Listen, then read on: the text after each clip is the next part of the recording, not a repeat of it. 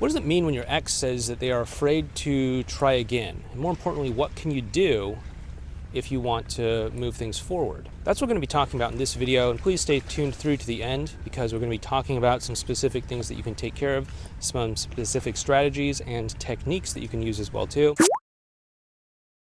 Hey there, it's Clay with modernlove.life. Today we're talking about what it means when your ex says they are afraid to try again. They're afraid to get back together.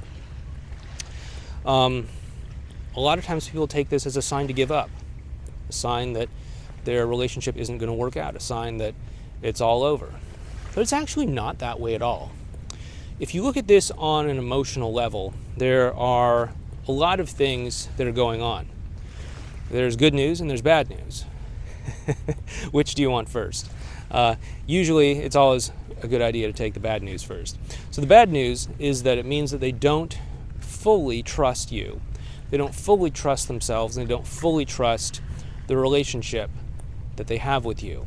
There's doubt in the picture. There's doubt that if the two of you were to get back together, that you'd be able to actually make it work, that the problems that were there before aren't going to come back and cause even more difficulties or challenges down the road.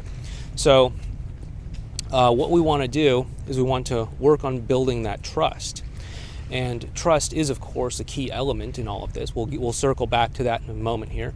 But the bad news in all of this, or the good news actually, we did the bad news already, but the good news in all of this is that it means that there is an emotional connection here between the two of you. So if your ex isn't ready to get back together, depending on how you asked it, and depending on how they said it to you, I'm trying to imagine some way that it wouldn't be good news. But the good news is that it probably means that there is positive emotional connection there between the two of you. They are enjoying spending time with you. They are enjoying the connection that you have. They are enjoying the moments that you share together, the outings that you have, the meetups, etc. But there's that bad news element in play. They still don't have full trust, okay? So what's actually going on is that there's a tug of war going on within them, within their heart. There's a part of them that does enjoy spending time with you and that wants to get closer to you. And there's also a part of them that says, I don't know, what if this goes bad like it did before? What if I get hurt again? What if I get disappointed again? What if we end up breaking up again? And that's pulling in the opposite direction. And so what you really need in this moment is a lot of consistency.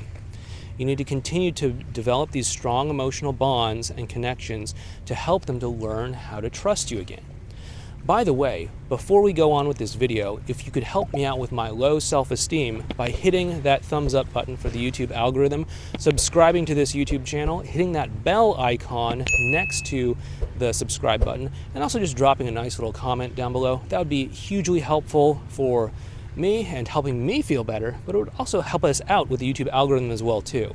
Because when you do all of these things, it helps send a message to YouTube that, hey, Clay's videos aren't so bad, and YouTube, you might want to show them to more people. Consistency is an important element when it comes to helping someone to trust you.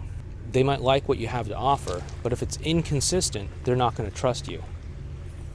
And yeah, maybe you have been pretty consistent over the past, few weeks or whatever when it comes to your interactions.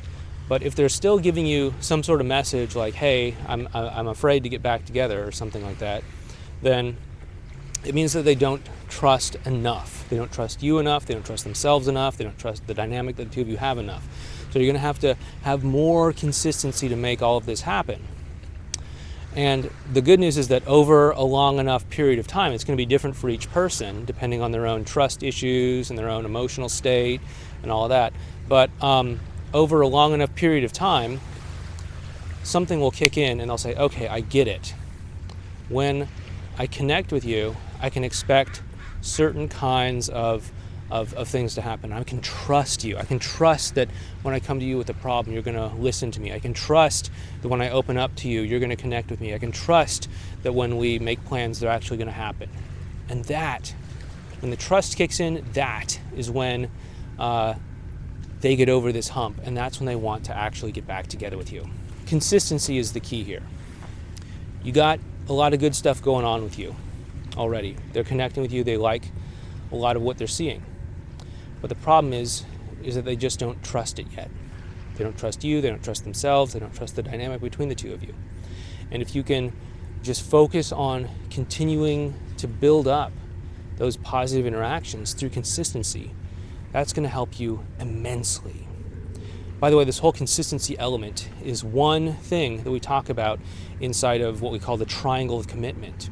Our training called Relationship Repair covers the whole triangle of commitment, as well as what you can do to develop and cultivate all of these three sides of it. Anyway, if that's something that you do want to learn more about, please feel free to check it out over at modernlove.life/RR. That's Relationship Repair. There's also going to be a link to it down below in the description for this video. Anyway, with that being said, thanks so much for watching. Take care, and I'll talk to you next time.